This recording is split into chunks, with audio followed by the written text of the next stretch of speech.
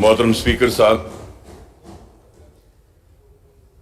पहले भी जब मीटिंग बुलाई गई थी उस वक्त भी और फिर आज भी मजलिस इत्तेहादुल मुस्लिमीन की जानिब से दलितों की फलाह व बहबूद के लिए, उनकी माशी बदहाली को बेहतर बनाने के लिए जो भी इक़दामात हुकूमत अपनी जानिब से करेगी, या वो फिर दलित बंधु ही क्यों ना हो, हमने इसकी भरपूर और मुकम्मल तायीद की है। और आज भी मैं यहाँ खड़े होकर इस बात का फिर से अपनी पार्टी के जानिब से ऐलान करता हूं कि हमारी पार्टी दलितों के साथ जो बरसा बरस से नाइंसाफी की गई है, उसकी न सिर्फ कबूल करती है कि नाइंसाफी हुई उनके साथ, बल्कि आज जो ये प्रोग्राम लाया गया है इसकी तायीद करती है। और उसके साथ ही साथ दूसरी बात, मैं चीफ मिनिस्टर साहब का शुक्रिया अदा करूंगा कि हमारी पार्टी की जानिब से ये मुतालबा किया गया था कि आप कास्ट सेंसस करवाने के लिए गवर्नमेंट ऑफ इंडिया से मुतालबा करें, जिस पर चीफ मिनिस्टर साहब ने ऐलान किया कि एक रेजोल्यूशन इस ऐवान में मंजूर करेंगे। तो मैं हमारे इस मुतालबे को कबूल करने पर चीफ मिनिस्टर साहब का शुक्रिया अदा करता हूं। और चंद क्लैरिफिकेशंस है जो आपके जरिए मैं चीफ मिनिस्टर साहब से हासिल करना चाहूंगा इस दलित बंधु प्रोग्राम के लिए। सबसे पहली क्लैरिफिकेशन ये जानना चाहूंगा कि ये दलित बंधु स्कीम स्टैट्यूटरी स्कीम है या नॉन स्टैट्यूटरी है। दूसरी बात, क्या आप उसको स्टैट्यूटरी बैकिंग देने के लिए कोई लेजिस्लेशन लाएंगे इस ऐवान में? सर मैं खत्म कर लूं सब। मैं आपका शुक्रिया अदा करता हूं। आपसे राय लेना चाह रहा था। एक स्कीम के तहत इसको ऐलान करके चला रहे। अभी जो सब प्लान था उसको हमने स्टैट्यूटरी दर्जा दे दिया है। अक्सर क्या होता, अकबर साहब, स्कीम्स के वास्ते कोई स्टैट्यूटरी दर्जा देने की जरूरत नहीं पड़ती। अगर हम सब लोग एक राय करके अगर स्टैट्यूटरी दर्जा देना मुनासिब समझे तो आप अपना राय बताइए, हम इसको जरूर उसमें ला लेंगे।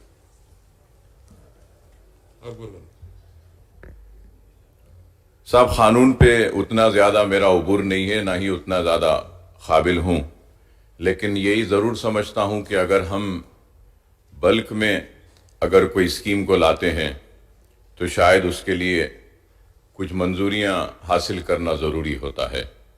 खैर, हुकूमत का लीगल डिपार्टमेंट शायद बेहतर इस पे रहनुमाई कर सकता है और लीगल डिपार्टमेंट अपने मशवरे दे सकता है।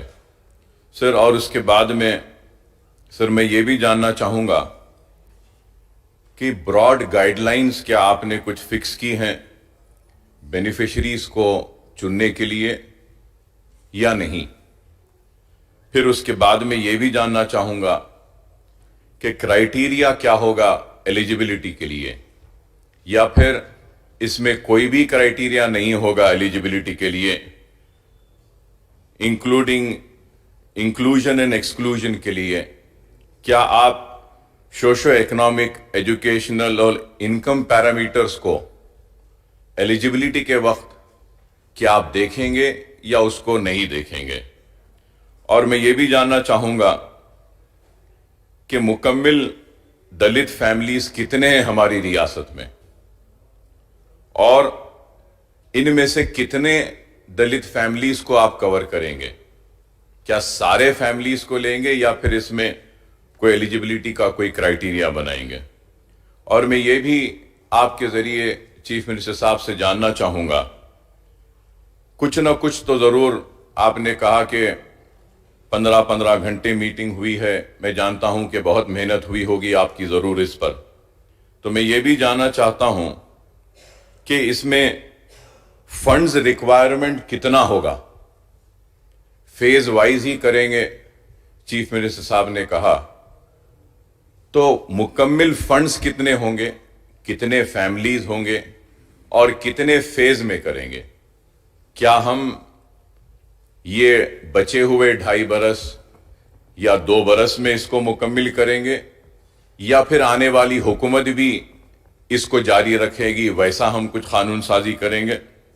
फिर मैं ये भी जानना चाहूंगा, टाइम फ्रेम मैंने आपसे पूछा है, तो क्या टाइम फ्रेम इसके लिए आप मुकर्रर करते हैं। और फिर मैंने जब पूछा है कि ये स्टैट्यूटरी है या नॉन स्टैट्यूटरी है, उसकी वजह यह है कि मोहतरम स्पीकर साहब, चीफ मिनिस्टर साहब ने ऐवान असेंबली में यह कहा कि जितने भी non statutory benefits SC STs को दिए जाते हैं वो सारे बेनिफिट्स मुसलमानों को भी देंगे। अगर ये नॉन स्टैट्यूटरी है तो क्या आप मुस्लिम माइनॉरिटीज के लिए भी दलित बंधु के इस प्रोग्राम की अमलावारी करेंगे। क्योंकि ऑनरेबल स्पीकर साहब, एक जियो जारी किया गया था चीफ मिनिस्टर साहब के ऐलान के बाद, और जियो में यह क्लियरली कहा गया कि all non statutory benefits which are provided to STs and SCs will be provided to Muslim minorities। एक जियो है, मेरे पास जियो नंबर भी है, जियो कॉपी भी है। तो क्या आप मुसलमानों को भी इस जियो के तहत, आपके वादे के तहत, आपके ऐलान के तहत, क्या मुसलमानों को भी इसमें शामिल करेंगे या नहीं करेंगे। और सर, मैं जरूर इस बात का इकरार करता हूं कि दलित के साथ बहुत जुल्म हुआ, नाइंसाफी हुई, हक तलफी हुई, लेकिन यह भी एक हकीकत है कि गोपाल सिंह कमीशन की रिपोर्ट हो या फिर सच्चर कमेटी की रिपोर्ट हो या कुंडू कमेटी की रिपोर्ट हो, रंगनाथ मिश्रा कमेटी की रिपोर्ट हो या फिर आपकी बनाई हुई सुधीर कमेटी की रिपोर्ट हो, इन सारे रिपोर्ट्स ने यह बात साफ और वाज़े तौर पर कहा है कि SC STs से भी अगर कोई पिछड़े हुए हैं, पीछे हैं, तालीम के मैदान में, रोजगार के मैदान में या फिर माशी मैदान में, तो मुसलमान है। और एक स्टैटिस्टिक्स जमा किया गया, उसके बुनियाद पे इन्होंने कहा, शायद मैं मुस्लिम लीडर हूं, मुसलमानों की नुमाइंदगी करता हूं, जिस पे मुझे फख्र है, और मुसलमानों की आवाज बन के इस ऐवान में खड़े रहता हूं, मुझे उस पर नाज है। तो लोग बोलेंगे कि आप तो मुसलमान की पसमानदगी की बात करेंगे, लेकिन सच्चर कमेटी मेरी कमेटी नहीं थी, रंगनाथ मिश्रा कमेटी मेरी नहीं थी, कुंडू कमेटी मेरी नहीं थी, सुधीर कमेटी भी मेरी नहीं थी। तो जब इन्होंने SC ST से पसमानदा मुसलमानों को बताया, तो क्या आप इनको देंगे या नहीं देंगे। मैं चीफ मिनिस्टर साहब का शुक्रिया अदा करता हूं कि उन्होंने कहा कि बजट बढ़ाया गया। खैर, जो भी वजह थी मैं भी जानता हूं, आप भी जानते हैं, बोलना नहीं चाहता। कल के बहस में आप नहीं थे, रहते तो शायद हमको और कुछ इंसाफ मिल जाता, क्योंकि जब तक मिनिस्ट्री आपके साथ थी तो हमारे साथ इंसाफ हो रहा था, फंड्स मिल रहे थे। लेकिन अब बहुत बुरा हाल है, चाहे वो माइनॉरिटी वेलफेयर हो, 1.5 लाख दरखास्तें 15 से हैं, और वक्फ बोर्ड का बुरा हाल है। आप जानते हैं किस तरीके से औकाफी जायदादें जा रही हैं, तबाह हो रही हैं, मुसलमान बेरोजगार है, आप जानते हैं। मैं इन सारी चीजों को रखते हुए, खत्म करते हुए यही बात कहूंगा कि मुसलमानों के साथ भी इंसाफ करना है, मुसलमानों को भी इस मुल्क की, इस रियासत की तरक्की का हिस्सेदार बनाना चाहिए। अगर जब तक हमको इस बात का एहसास नहीं होगा कि हम भी इस डेवलपमेंट के हिस्सेदार हैं, हम भी इस तरक्की के हिस्सेदार हैं, तो उस वक्त तक हमारे साथ इंसाफ नहीं होगा। और एक अहम बात आखिर में करते हुए खत्म करूंगा स्पीकर सर, रूरल और अर्बन एरियाज में चाहे वो स्कॉलरशिप्स होने दीजिए, उसके लिए 2 लाख और 1.5 लाख है SC, STs और माइनॉरिटीज के लिए। अब मेरा सवाल यह है चीफ मिनिस्टर साहब से, जब आप दलित को 10 लाख दे रहे हैं तो 10 लाख का इनकम उनके पास आ गया, तो क्या वो स्कॉलरशिप से महरूम हो जाएंगे या उनको आपके 10 लाख के मिलने के बाद भी स्कॉलरशिप मिलेगी?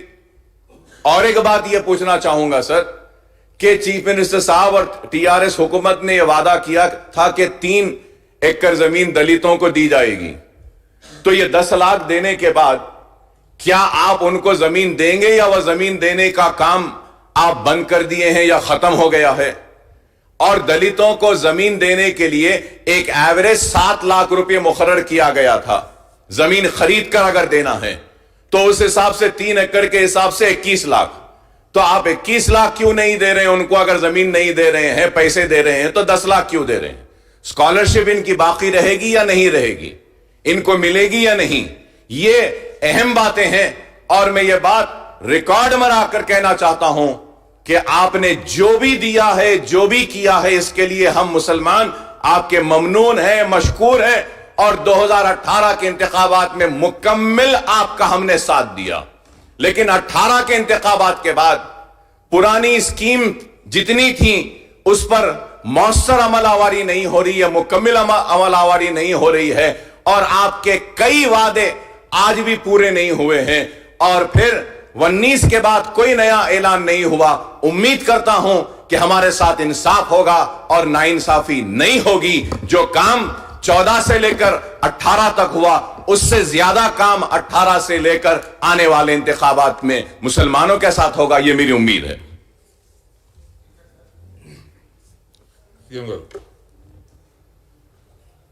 అక్బరుద్దీన్ ఓవైసీ గారు ఏవైతే అడిగినారో అన్ని చెప్పిన అధ్యక్షుని. He was not there in the house. I have clarified every one point which he has asked. Number 1. Number 2, एक बात हम साफ कह दिए हैं और कहते भी रहेंगे, कहेंगे भी, इसमें आपको कोई शक की जरूरत नहीं।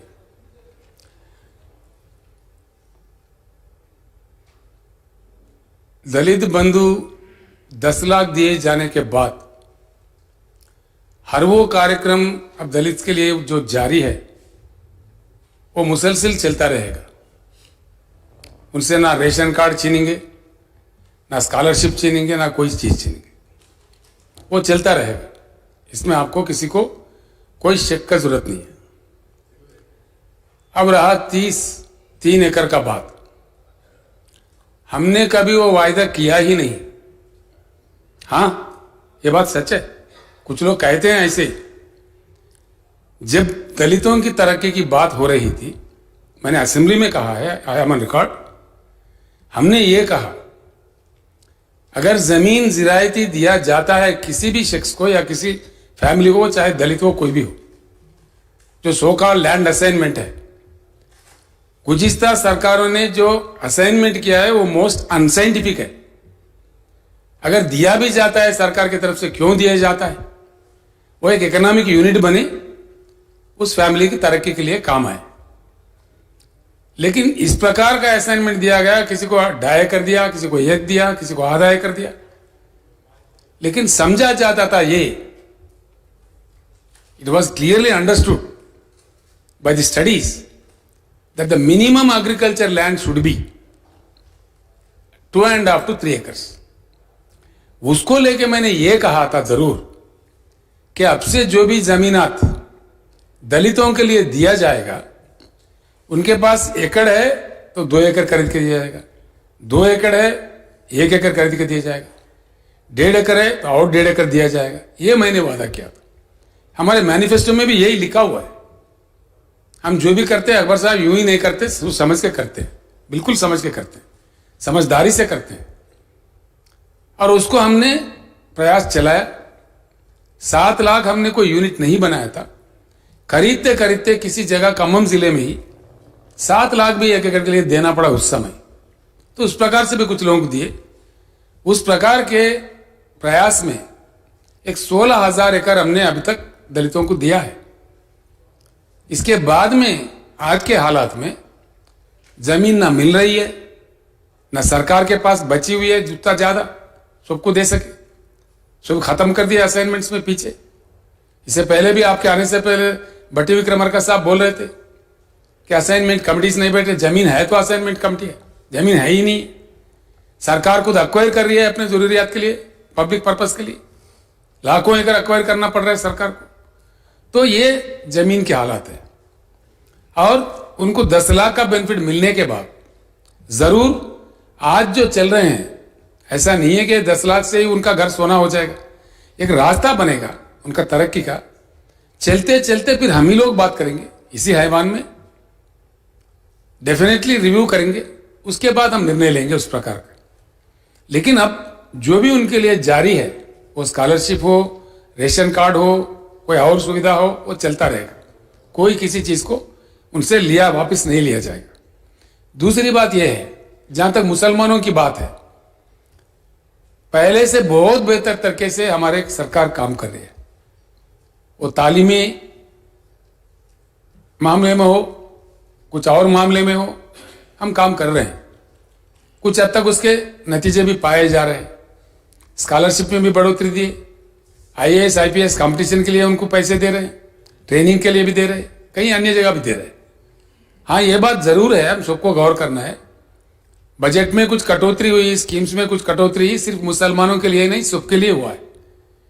Because of corona it has very badly hit us. लेकिन अभी हमारा ग्रोथ फिर से जोर पकड़ा है।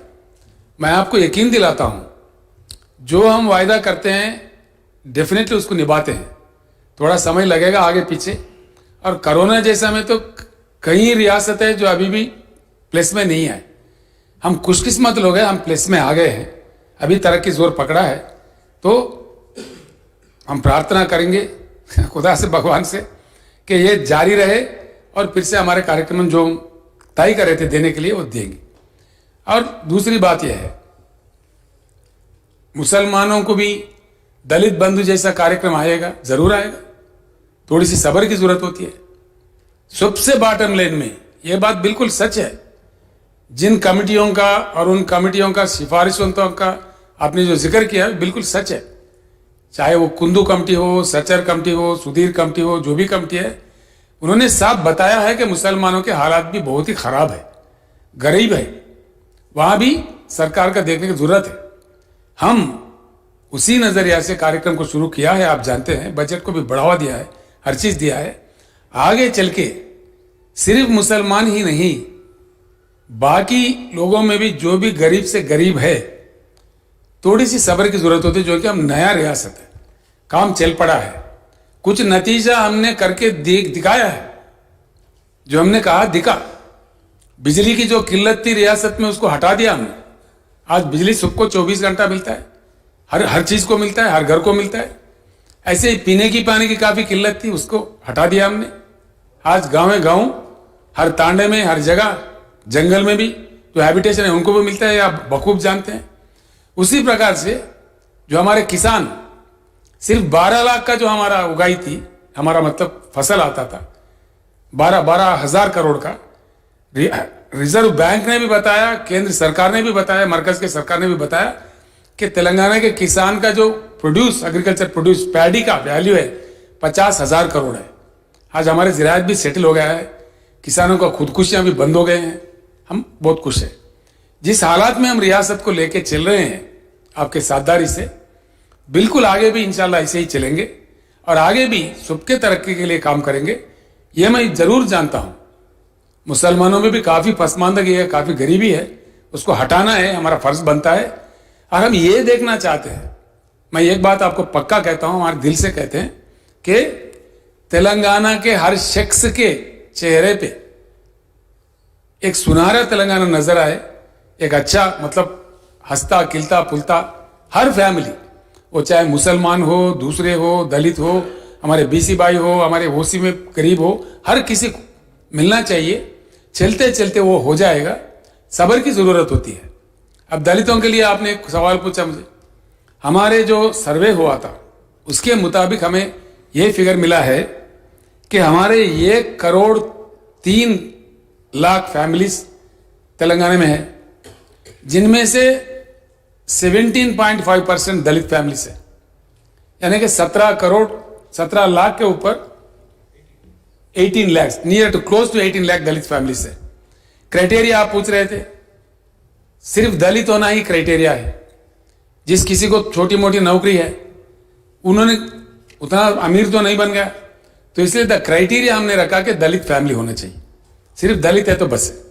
दूसरी बात यह है, कुछ अच्छे भी दलित लोग हैं हमारे पास जो हुजूराबाद सेगमेंट में हम अमल कर रहे हैं। एक इंसान का नाम है मिस्टर सोटाला मोहन राव, दलित है। दूसरा शख्स का नाम है कर्रे नरसिम्हा स्वामी। ये दोनों भी सरकारी मुलाजिम थे, दोनों भी रिटायर्ड एम्प्लॉइज है। उन्होंने गिव इट अप कर दिए, हमसे बेहतर किसी को और को दीजिए, इसलिए कि हम ऑलरेडी धनवान हैं। ऐसे दलितों में कुछ धनवान लोग होंगे, they will certainly come forward.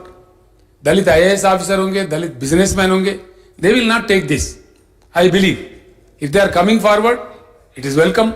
ये 2 लोग आए हुजूराबाद में, अभी जहां इंप्लीमेंट हो रहे हैं, और भी कुछ लोग आ सकते हैं, तो इसलिए मैं उनको भी थैंक्स देता हूं। दलित होना ही इसका क्राइटेरिया है, जो कि सारे के सारे गरीब है। आप जानते हैं 95%, 96% तक गरीब लोग हैं। कुछ लोगों को जो सरकारी मुलाजिम मिला, ऐसे लोग कुछ उनका थोड़ा बहुत हालत ठीक है। ये बात फिर एक बार मैं दोहराना चाहूंगा, कल विस्तार रूप में आपने चर्चा किया, मैं किसी और वजह से नहीं था, पूरे मेरे पास रिपोर्ट आ गई है। जो जो बातें आपने रखा था हैवान में, उन सारे चीजों पे गौर करेंगे और आपसे डिस्कस भी करेंगे। मुझे एक मीटिंग भी बुलानी है कुछ दिनों में, मीटिंग में भी विस्तार रूप से हम बात करते हैं। जो काम निकल गया है ठीक है, जो बात रह गया है उसको किस प्रकार से निपटाया जाए, चाहे वो पुराने शहर के हो, हमारे मुसलमानों के मसाइल के ताल्लुक से हो, जरूर इन चीजों पर गौर करेंगे। मैं इतना आपको यकीन दिलाता हूं। ऑनरेबल स्पीकर सर, मैं आपके जरिए चीफ मिनिस्टर साहब का शुक्रिया अदा करूंगा कि उन्होंने मुकम्मल जवाब दिया और मुसलमानों की पसमानदगी को तस्लीम किया, और फिर अक़लियती बहबूद के ताल्लुक से जो भी कमियां हमने पेश की थी कल, उसको भी इत्तला है कहा। मैं चीफ मिनिस्टर साहब से सिर्फ एक ही बात कहता हुआ रुखसत हो जाऊंगा कि माइनॉरिटी वेलफेयर का बहुत बुरा हाल है। आपसे मैं अदबन दरख्वास्त करूंगा कि जल्द अज जल्द आप एक मीटिंग अगर तलब करके सारे महकमे के लोगों के साथ आपकी मौजूदगी में, और मुझे भी अगर उसमें मदऊ करें, तो हम तफसीलात रखेंगे ताकि हम और बेहतर से बेहतर काम कर सकें और जो कमियां हैं उसको पूरे कर सकें। शुक्रिया। ने कह दिया है अकबर साहब का जो काम बात हुआ अभी, मैं उसको स्वीकार करता हूं। जरूर जल्द से जल्द मैं कोशिश करूंगा कि दशहरे के थोड़ा आगे पीछे में मीटिंग बुला लेते हैं, उस पर पूरा चर्चा करते हैं, जो कि हमारा फर्ज बनता है, हमारी it's our responsibility to address the poverty of our Muslim community. बिल्कुल मैं बुलाऊंगा और आपको भी स्पेशली बुलाऊंगा। आप लोग आ जाइए, बैठ के बात करते हैं। जो काम हमें अटेंड करने हैं, जो प्रायोरिटाइज करके, उसमें टॉप प्रायोरिटी जो होता है उस पर हम काम शुरू करेंगे।